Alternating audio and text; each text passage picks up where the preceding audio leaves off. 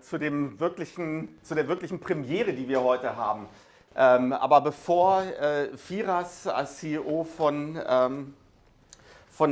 Carbon Mobile auf die Bühne kommt, darf ich noch mal kurz etwas sagen zu dieser fantastischen Zusammenarbeit, die wir hier gemacht haben.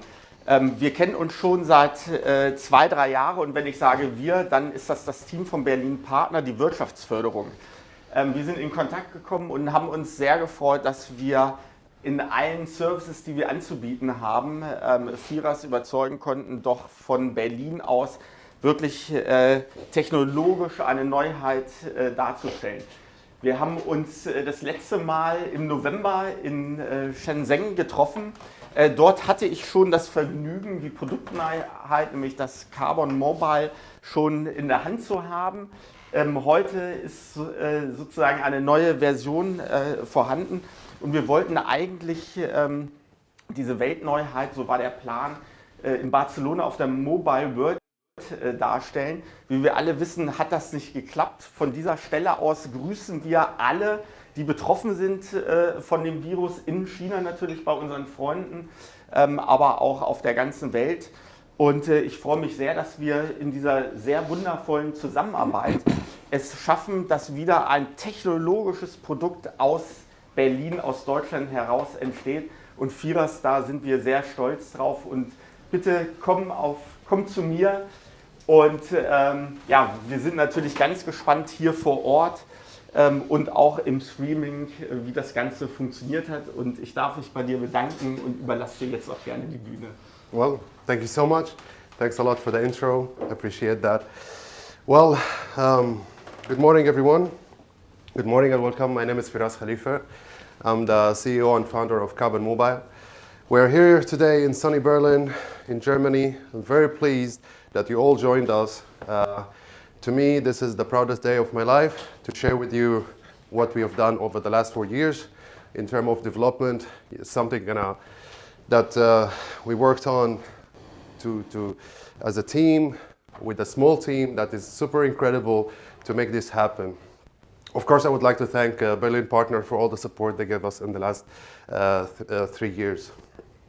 At Carbon Mobile, we exist to accelerate the world transition for advanced materials and sustainable materials of the future. To do this, we bring you beautifully engineered devices that are produced with materials of the future, making personal electronics thinner, lighter, stronger, and more sustainable. We started Carbon Mobile 4 years ago when we noticed that advanced materials such as carbon fiber has driven innovation all around us. They created the fastest cars, they drove aviation, and also they are putting the potential of putting humans on Mars. Why this technology haven't seen yet on the very thing that we all own today, the smartphone. In fact, the mobile sector industry has not yet adopted composite materials and advanced materials.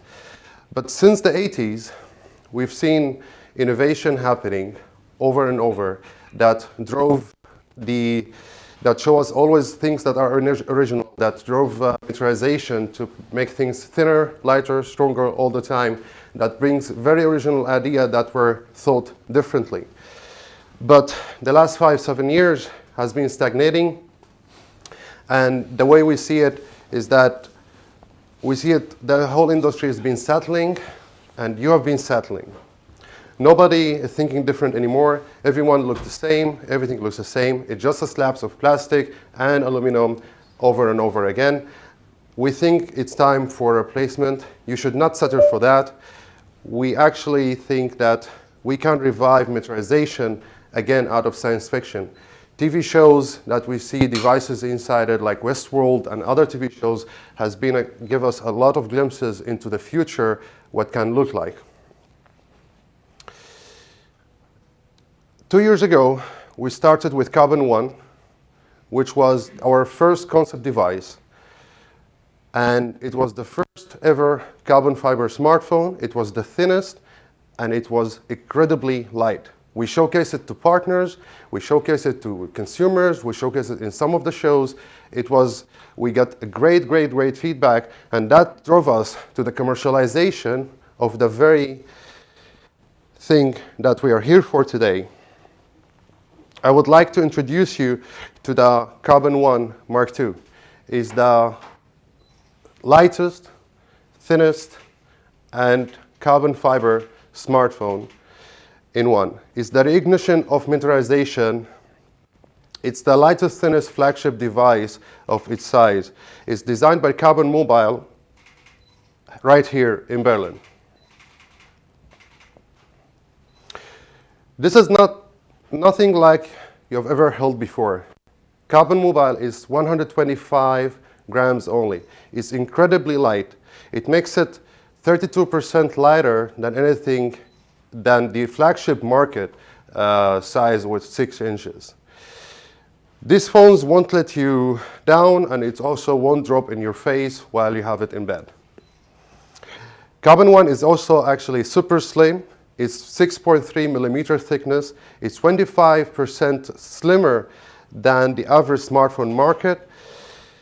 It's another giant leap forward in miniaturization of mobile industry. Carbon was designed with the principle that comes in carbon fiber in general, which is a monocoque design, we call it. Monocoque is being used in Formula One industry. You can see here a monocoque of Formula One car. And what we do mainly is that all components are sitting inside one monocoque design versus the industry where you use a chassis and components and then a back cover. And that helps with the center frame that helps to reduce the weight and makes it extremely light and also extremely thin. The carbon fiber itself, it got one big problem, which is the signal radiation. It completely blocks the signal. It doesn't allow any signal to radiate, which is very bad for any type of communication device, especially a smartphone. And that was the main reason why the industry didn't pick up on this. At Carbon, over the last 4 years, we have developed a technology, we call it HARICOM technology. It's hybrid, radio-enabled composite material technology. It's our very unique process on how we merge carbon fiber composites with other composites in order to unlock the potential of this material and to really be able to give it to the consumer. But this is not only about tech as well. This comes with one important mission in our company when it comes to sustainability. Advanced composites has the potential and the advantages for a future that is sustainable and much better for our planet. Why this is important? Because according to the UN, more than 50 million tons every year goes in the landfill. That's 80% of the every year consumption. Carbon fiber can be a huge player for the future of sustainable materials because we are able to use recycled carbon fiber coming from other industries into our industry, but also the future can be coming with together on a green-based carbon fiber, coming as a bio-based carbon fiber by converting CO2 as an example. This process exists in Germany, where you can convert CO2 into carbon fiber. You can imagine one day you will have a phone that is made out of air, actually. Why now and why us? This is a question we always get from the media. And even we get it from partners, from everyone. And it's so obvious that if this is so true and if this is so light and thin and so special, why nobody has done it before? In fact, actually, we find out that big companies have tried to do this, but they can do this, of course, but they don't want to do it. That's the fact. What's happening here is that imagine Apple and Samsung, they only need to produce devices that are able to produce at very high, at high scale of hundreds of millions of units every year. And that's something you cannot do yet with carbon fiber. It takes still a couple of years for that to happen. And it only takes a very small player to be able to ship this type of material with the advantage of it to the consumer, where the consumer can really have the benefit of this material. where we see the industry just lacking behind. Nobody knows what can happen later, but actually, in fact, there is much you can get right away. The way we see ourselves, the way we see ourselves as a small player in the industry, we strive to be the Tesla of the smartphone industry. And we see ourselves leading this material into the industry. What you get with Carbon 1 Mark II is actually a powerful chipset made with 8-core processor powered by MediaTek P90 chipset that enables you for gaming, for daily usage, whatsoever. It's just powerful. It's also powered with latest Android 10, and it comes with all the security patches needed. Packed with 128 GB of memory, 8 GB of RAM, a stunning 6-inch display, and also there's a question we always get, where's the battery? In fact, there is no compromise on the battery. The battery is 3050 milliamps. That gives you a full day of work with no compromise. Supply chain has been a very difficult thing. I want to highlight it here, and I want to highlight a very important partner that helped us all the way is Corning. Corning has been supporting this project in the development with a very challenging requirements from our side to bring the thinnest and the lightest device. We needed the thinnest and the strongest glass ever, and we got a 0.4 millimeter glass from Corning, very special deal, and we thank Corning for that, to be able to adopt a much smaller quantity for a new player coming to the market. Highly appreciated.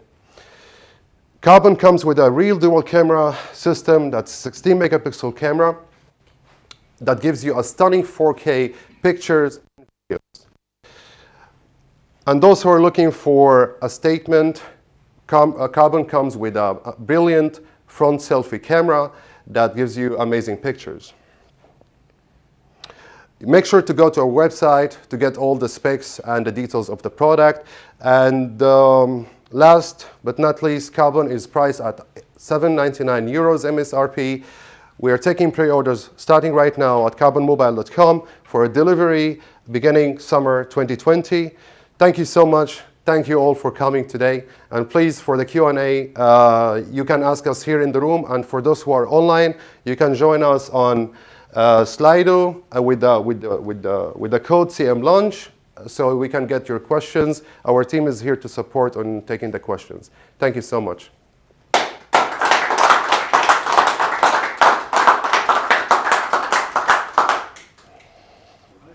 And now it's questions time and demo time. So we would like to take around some units for those who hasn't had the experience before yet. Okay. So maybe we have some people here who can join us on trying it out. Maybe you can try. You can take your normal device in your one hand. And can I take you to actually? Yeah, that's okay. You can have it close. Compare it with this. Here you go. Here you go.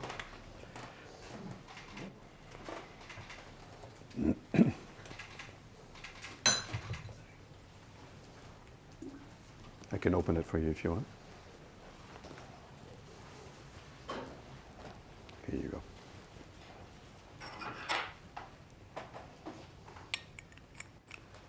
Thank you.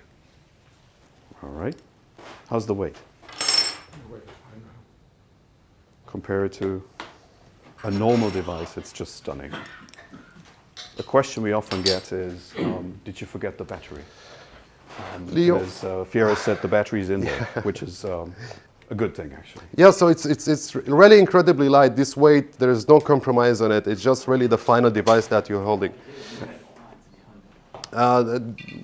Leo, do you mind giving the device on the side? Okay, please pass it on. Yeah. Shall we go back to the front? Yes, please, Klaus, come in for... Yeah, well, I'm Klaus Seibold. I'm heading up the sales activity at Carbon Mobile, and I was asked to join for the Q&A, depending, of course, what the questions would be. So happy to take any other questions out of the room.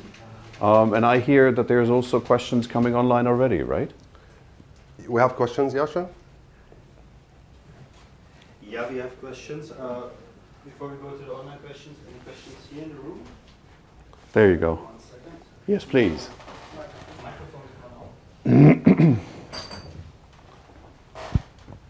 No, it's on. Huh? The microphone, because we have online audience, so they can hear your question. Yeah. It's actually two questions. How many pieces are you planning to produce, and can you say anything about the profit margin per device? Now, on the profit margin per device, that's something we'd like to keep very close to our chest. Sorry for that.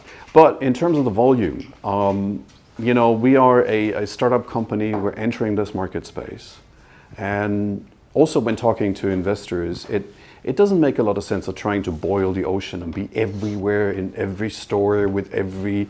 that doesn't make a lot of sense. We believe we have a product that lives very well in a niche of the market, which is something really good because it's made for a very nicely defined group of people. Meaning that we're looking at tens of thousands of devices that we expect for the initial Carbon One. And we're going to get to the hundreds of thousands of devices, most likely with the follow-up products after that. Does that answer your question? Thank you. Yes, the mic. Yeah. Hi. In terms of geography for initial distribution, what areas are you initially focusing on? Yeah, which actually follows in on the question we just had. We decided to focus on Western Europe because we believe that's where we would find most of the customers. Of course, everybody's welcome, right? But when you look at where do we want to make sure a product is really nicely available, where shops would carry our product, etc., we definitely want to make sure Germany, Austria, Switzerland is covered. Want to go for Nordics, want to support the Benelux markets, additional markets like Portugal, Middle East. Those places are where we believe there will be a good group of people and a good amount of interest towards our products. For Germany, Austria, Switzerland, we already have partners in place. We have our ongoing discussions with leading operators and MVNOs. So stay tuned. There's going to be more in this direction. And I have to say it's a fascinating time to have a product that is truly different in the industry, that truly, you know, stands out. And there's a good amount of interest. Thank you. Anybody else? I Okay, think then we one can of the have a online mix. questions Okay. is why you do this here in Germany? Why in Germany? Well, why not? Why not in Germany? Right. Is there a good reason not to go to Germany? Yeah, of course. Well, except for the cold bit. Yeah. I mean, cold weather. The cold winter now, actually. What I want to mention is that Germany was really important for us for two reasons. Germany itself, it's industrial country. Carbon fiber is so advanced in terms of development here. Sustainability is very advanced on that aspect as well, and recycled materials. So we found a lot of what we need right in Germany. And the second reason was Berlin. The Senate of Berlin and Berlin itself, everyone is set to put the city as the Silicon Valley of Europe, right? And they're really pushing for that. I mean, a proof of that is right here. We are right here at Berlin Partner, is the very agency that pushing for Berlin to be that place.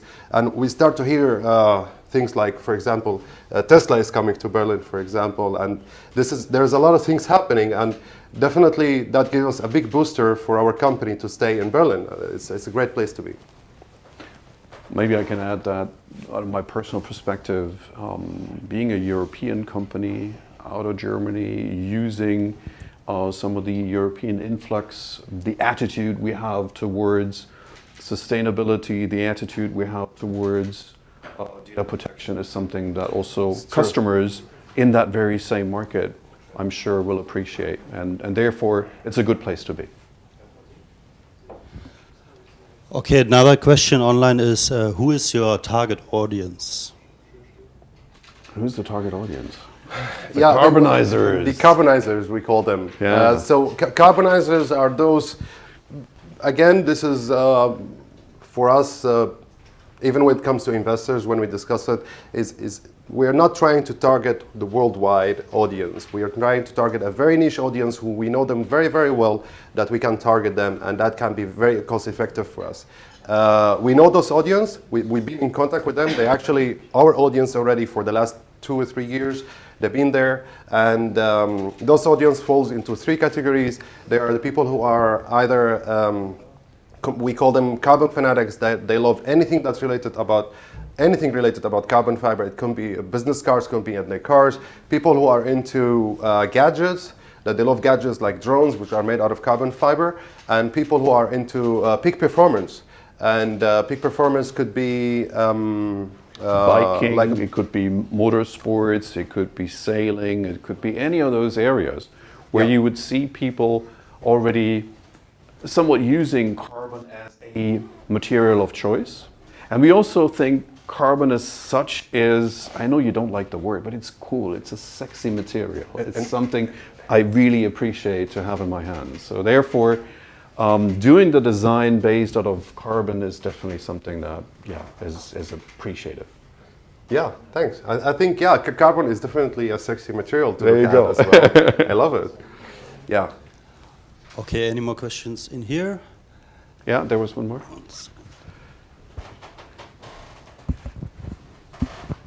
How about 5G support? Will it be possible in the future? Will it be possible in the future? Yes. Will it be possible with this very device? No. So this is the one where we're taking it to market. Will we have devices with 5G? Absolutely. Not now. Why? Well, because of the implementation cycle and the relevance to customers and the price tag that would go with it and the development time we would need for it. So if you put all this together, now is a perfect time to come out with this type of a device based on 4G that you actually find available to our customers. There will be the point when 5G is really available, and then we will also talk about that. There's something I want to address here is that 5G, foldables, more cameras, it's all, and we see it as well, is that the industry is really lacking real innovation. I mean, 5G, you definitely don't need it as an end consumer. It's an added feature. You will never need that speed, that for sure. Foldables, for example, has been double the thickness, double the weight. So imagine you have half a kilo on your ear. That's something you don't want. There is a lot of things you need to solve before jumping into trying to get only tech. You need to solve materials problem. And that's what we think we're doing. So you can imagine that with the device you hold in your hand, that weight, imagine that become foldable. That's the future of foldable. That's how we see future of foldable. And together with 5G and together with a good camera system that's not overrated with 5 lenses, nobody needs that for sure. We are going in that direction to give an overall experience to the customer. Sorry Right. to... No, that's fine. Yeah.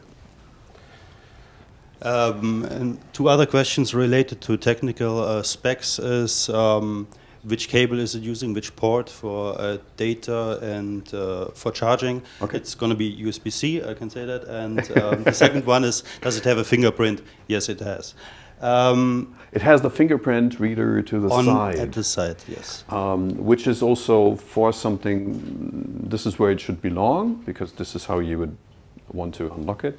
And 2, it's also practical when you look at the carbon design. It's not at the back where you actually would like to have the indicator. Did we talk about the indicator already? The indicator. Yeah. Well, we have also a lighting logo indicator. So our logo actually, we don't show it here today, but on the final software version, you will have it part of the system where if you turn on a device or you receive calls, you miss a message or something, you will be able to see a notification coming out of your logo. And yeah, so this is the logo that we see right here, for example. This will be lighting up later on. So it's already functioning in terms of hardware, but the software bit is not ready. So you can imagine if you put your phone on the table, you don't need to expose your screen to see if there you get something. You just know from the logo, for example. And also it's a nice feature to have because it makes your carbon really stand out. And of course you can disable it if you don't like the show off. Okay. Do we have one more? When do you plan entering the market? We plan for summer to have volumes. We'll have first shipments already May-ish time frame. Yeah, May, June, we are planning to start to have the first shipment. So we are starting with a small beta users that we have that will start a little bit earlier. Official mass production, still on a smaller scale, that will be late May, early June. And then completely kicking off mass production will be a month ahead of that. Given in parallel to that the coronavirus situation, we don't know how things will evolve, but we will be able to know beginning of March the further development if there is any further delays. But right now, this is the given market launch update according to the discussions we have with our partners in China as well. Okay. Are you using Android? We're using Android 10. Yes. And it's very much, I would say, a stock Android with a little bit of customization that we do. We keep it very clean, which has a great advantage that you receive the latest security patches as soon as they arrive. We are also having Android 10 on the pipeline, Android 11 on the pipeline later, by end of year or beginning next year. And that will also come with support for security patches. We make sure that we have security patches supported all the time. Okay. What is your sales strategy? Where will it be available, and will it be available from operators too? Okay. Oh, that's a big blob. So we're starting out with our online carbonizers campaign. Then we're rolling it out to the market via the distribution and retailers. The retailers we're talking to are eager to really also select stores, so it might not be across the country in all rural areas, but it might be a real select group of stores that we have on those. In terms of operators, which was the other question, again, they're lined up. I'm not free to mention those names yet, so stay tuned. However, it's a good lineup, and it's really tier one operators we're talking to. In addition, MVNOs, i.e. the guys who would have their sub-brands running on the other networks, where we're also pretty successful in talking to them, because this is a groundbreaking new type of technology. Yep. Another question online is, where was Carbon One developed, and where is it manufactured? Oh. Well, it was never, I would say, manufactured at scale. It was only a prototype that we built as a concept. So it's more like a concept car when you go. And the Carbon One Mark I was a concept vehicle for us, concept smartphone where we managed to show to the world. It was really not developed in one place. It was developed in many, many places at the same time, because we were approaching partners all over the place, and it doesn't have an original place where we started. Yeah.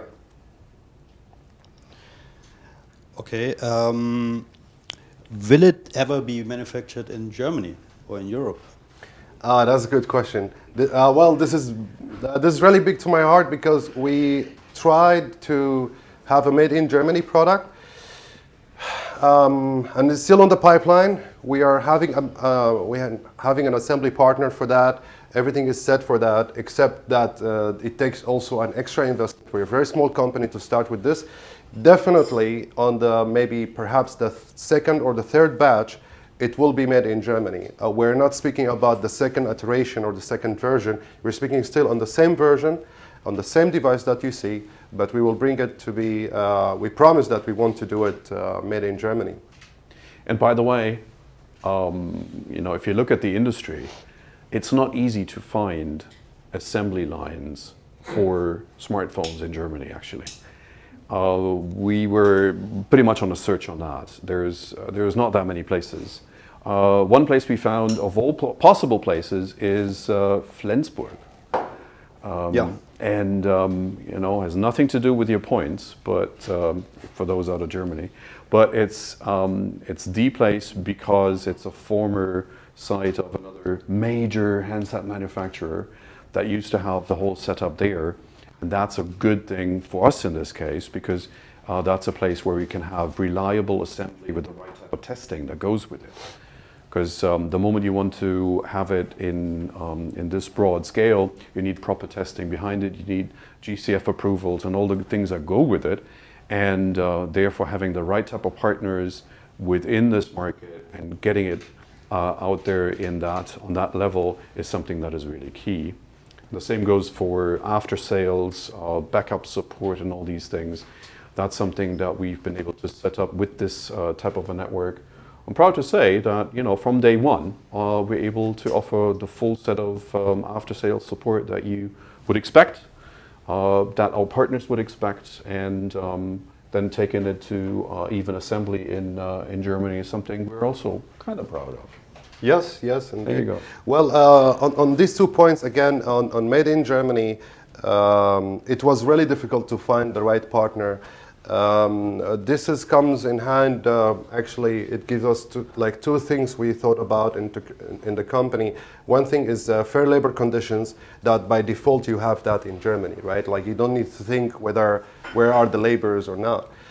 And the second bit is that Made in Germany is a brand, and it so has a worldwide recognition, much more than actually in Germany or in France, where people Made in Germany see it. If you go to China, if you go to the Middle East, Made in Germany has a huge value, and we are keen also to have that as well. So. Cool. All right. So the first batch was manufactured where? Or will be manufactured where? If it's not in Germany? Probably in China. Because we're then closer to having the components. So the rationale is you need to put the components together.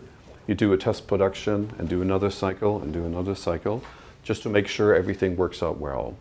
And that's the reason why we have that closer to where we're sourcing the components. The moment we have clarified on that, we want to have larger scale production, and then we're taking that to the other place. So that Makes will sense? be most likely in Southeast Asia, I would say. We haven't decided on the partner yet for that, but most likely the main reason for that is the whole supply chain, as you said. But even working with Samsung as like our camera sensor, for example, they have like for the technology pieces when it move in and out, it's highly focused in Southeast Asia, like Shenzhen, for example. And that's where you get everything happening, right? So we gotta be close to the supplier, especially on the first batches. The main reason we're doing that is making sure the life cycle between, if there is any problem that's happening, we cut it very shortly, immediately, rather than if you have it here in Germany, it will be a long time for shipping components back and forth if there is any issue. So we make sure that we want to ship first to the customers ASAP and make sure the feedback is great, and then we move immediately here. That's our strategy. So you already have an office in Shenzhen? We don't have offices ourselves, but we have partners, of course. All right. Yeah. So the first batch won't say made in Germany, of course. Those protos are. Those prototypes that you have in your hand, they are, yes. But for the mass production that will come, not yet. And we feel like, yeah, when it comes to the market, people will have, like the very first batch will have a different, maybe, but the later version, it will have the tag on it. Yeah. Yeah. All right. Anybody in here? Okay, then another online question, which is, can you enlarge on your sustainability mission? And will there be a green carbon fiber carbon one smartphone? Ooh. Oh, that's the big one.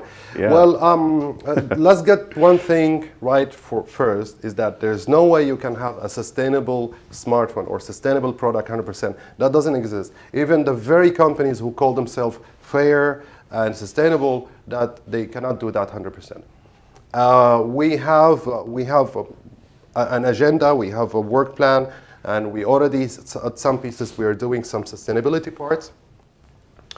When it comes to the carbon fiber itself, for example, we're reducing hugely the amount of plastic used on the product. The plastic we use, we are most of the components using recycled plastic. The carbon fiber that we use is going to be recycled carbon fiber. In the future, it will be green carbon fiber. Green carbon fiber right now is super expensive. Making one single smartphone out of green carbon fiber costs 50,000 euros right now. So that's still in the lab. It's still expensive, but we think in the next 2 years this will start to shift. And we are working together with the right partners to try to adopt a green source carbon fiber.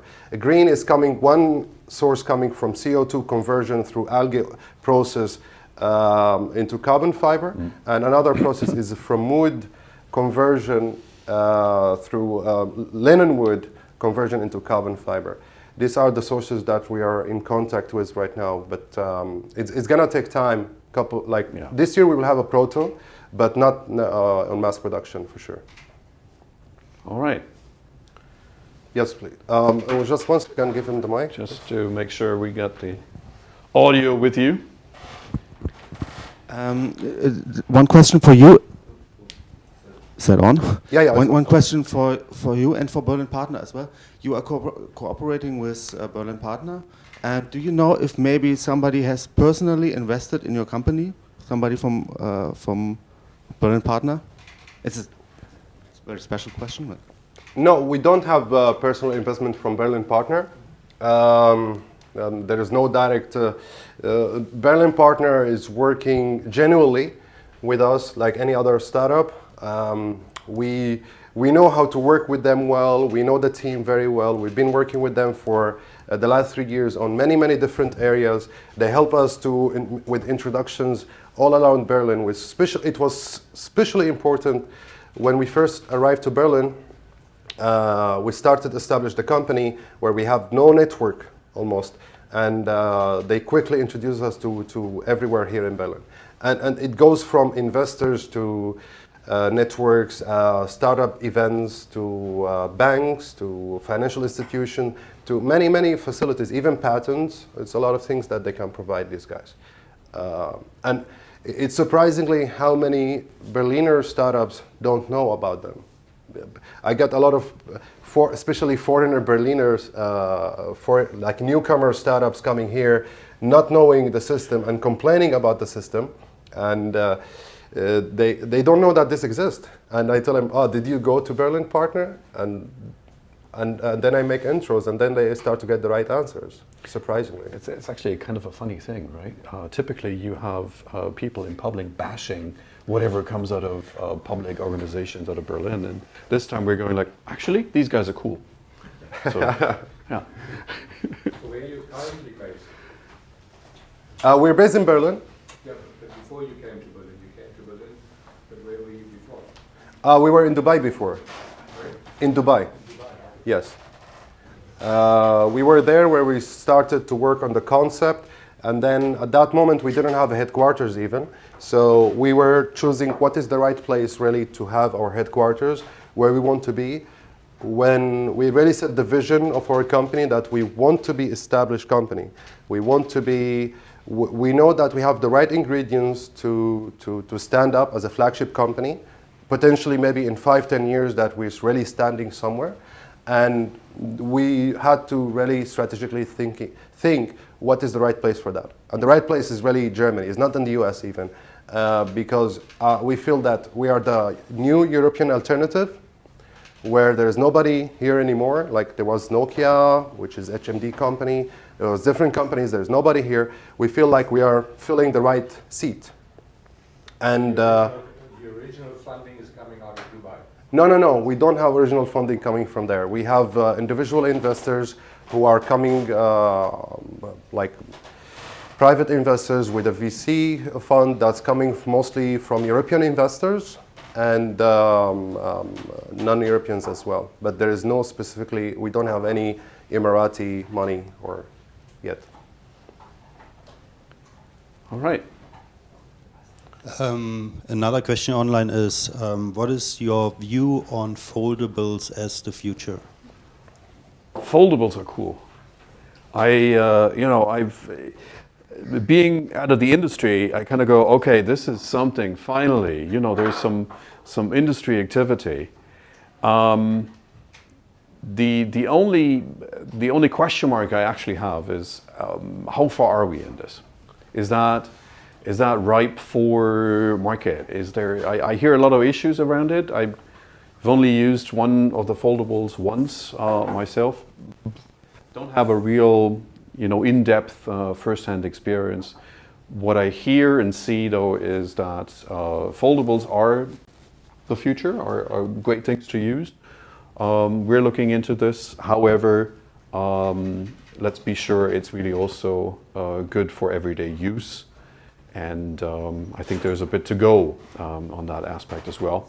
But I think this is a great development in the market, especially the ones that make the device smaller. I personally like that because it fits better into your pocket and it's a nicer thing to actually use. Okay, and there are a lot of questions in regard to specs. Yeah. So if you could just make a wrap up of the specs, also including stuff like wireless charging, IP rating, and these kind of things. Dual SIM, if it has dual SIM. Okay. Okay. I go? All right. Yeah. So first of all, we do support dual SIM, and also we support a SIM/SD card at the same time. So if you're a traveler, you get covered. The other thing, we don't support yet wireless charging. We promise on the next version we work on that. It's a big challenge again for wireless communication on carbon fiber. So tackling that on a big surface on the carbon fiber is really a big challenge yet, but we are on it for the next version. The next bit, I think you said. Then IP rating, NFC. Yeah, we do have NFC support for sure. IP rating, we will finalize the final results on that by next month or the months after. We were going through the finalization of it, but actually coronavirus really stopped us from doing the final test on that.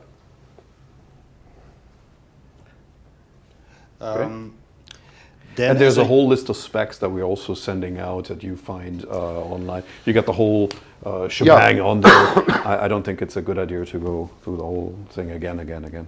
Yes, all the specs will be on our website as well. Okay. Another question is, we are a European company, and according to our website, we highly value data privacy. If you could talk about that a little bit. One great example we're working on, for example, is a company called Flexi. When it comes to privacy, especially on the smartphone, GDPR is highly respected, yes, but for example, if you are using an Android, you have a Google keyboard. If you're using iOS, you have iOS keyboard. And in both cases, it's Apple and Google. And what I mean here is that if you have an autocomplete, as you type, an autocorrect, this goes to their cloud and comes back. So that's even before GDPR, and that's a big problem. Addressing that, we partner with a company called Flexi that does the autocorrect and autocomplete right offline. So it does offline AI on your device with an embedded database. So that's one example of privacy. And also there's much more things we are working on to give more privacy on the device as well. Quant browser for searching. Yes. Yeah. There was one more? Yes, can you tell us a bit about your story in Saudi Arabia, in Berlin, over the last 2 or 3 years? I happen to know it, but I'm sensing that people here don't really know anything about it. Yeah, well... do we need to repeat the question for online? Yeah, you can repeat the question, maybe? Yeah. Or because you didn't have mic. Yeah, what is your personal story? My personal story is that I'm originally from Syria. I used to live in Syria a long time ago. I studied there and then I graduated. I moved to, the war started. I was hoping to come to Germany, and that was the idea of being an engineer and love to be here. That was 10 years ago. It didn't work out, and I moved to Dubai. I started my career. I jumped between different companies. Carbon is my 4th company after different trials. After that, decided to come to Germany to set up the company, and finally come to Germany as to live the dream of being the industrial country and having my company here. That was really a dream come true. I went through, of course, difficulties in the process personally, being Syrian, coming to Germany. You might imagine that. I don't want to give the full details on that, but there is a personal fold on this that comes because I'm Syrian as well. So that's about it. So welcome to Germany. Huh? Thanks. There you go. Okay. It's been very welcoming, and I'm glad to be working with amazing people, an amazing team, that joined this project, including Klaus, Yasha, Jemmy, and many different people who joined the project that makes this project really great. Without them, it will not be happening. All right. One more. Yeah, actually online we are almost through. There's basically only one question left online, which is, what is your product portfolio strategy? Because we are not just a smartphone company, so what is in the pipeline for future products? Well, shall we start with the earbuds? Yes, this is coming this year. So this year we will be adding out of Carbon also earbuds, true wireless. We think that's a nice combination also with Carbon One. That kind of goes together pretty well. Then looking out further, we have concepts, plans, etc. ready for further foldable devices, notebooks. How about you? Yeah, well, true wireless earphones are coming in the pipeline this year, yes. Accessories for the product are also coming this year. In the future, that's very important actually, and thanks for the question, whoever asked it. It's, we see ourselves, Carbon is not only a product company that's selling a smartphone and then whatever happened next year as a startup. No, we really want to establish ourselves as a brand and to be available in stores, to be available with operators, and that comes together with a portfolio of products that needs to be out there.